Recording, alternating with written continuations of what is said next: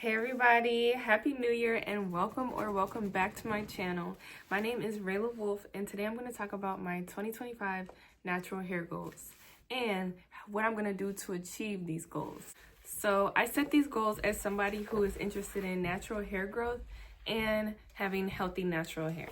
So my first hair goal is to focus on the health of my ends, right?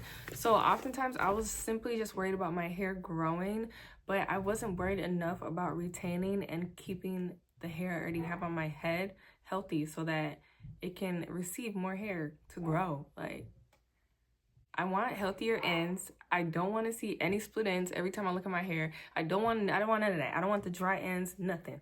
Because when you do twist styles, braid outs, wash and goes, whatever, the styles come out differently. They come out more stiff, they don't last as long, or your hair is much harder to detangle when you do have these split ends. So that's why I need to get them gone. In the past, I've made the mistake of going too long without trims or not cutting enough off. Like, I've been trying to save my ends. I've learned that I'm not saving anything. If they're split ends, they need to go completely. They can't go halfway. You know, in the long run, that just leads to even more split ends, inching up your hair. So what are you holding on to? Like, what was I holding on to? Let it go, okay? Something that has helped me immensely in terms of the health of my hair is recognizing what a split end actually looks like researching what it looks like. So when I look at my hair and I'm like, oh, I'm seeing a lot of split ends, I need a trim. So that helps me, like, so that I'm not ignoring the signs of when it's time to get a trim.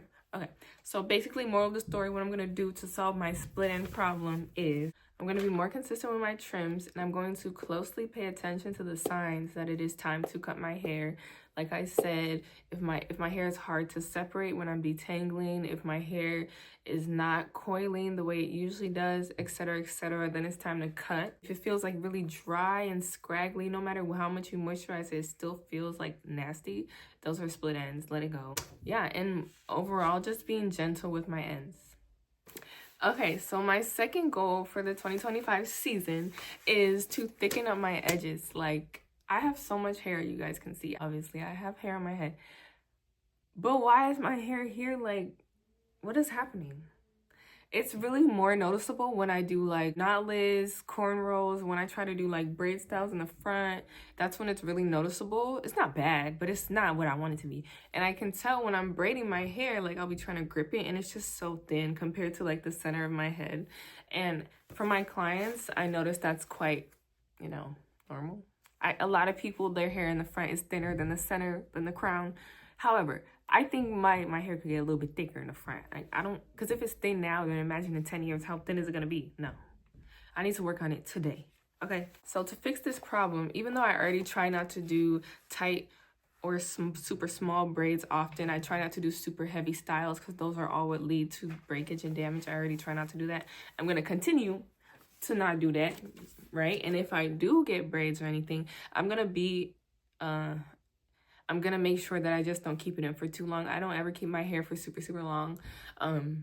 Maximum 4 weeks. I feel like if your goal, like I said, if your goal is to grow and have healthy hair, then 4 weeks is more than enough for a protective style, right? But if you're like, no, I want to stretch this style, I paid $200, keep it. Do what you need to do.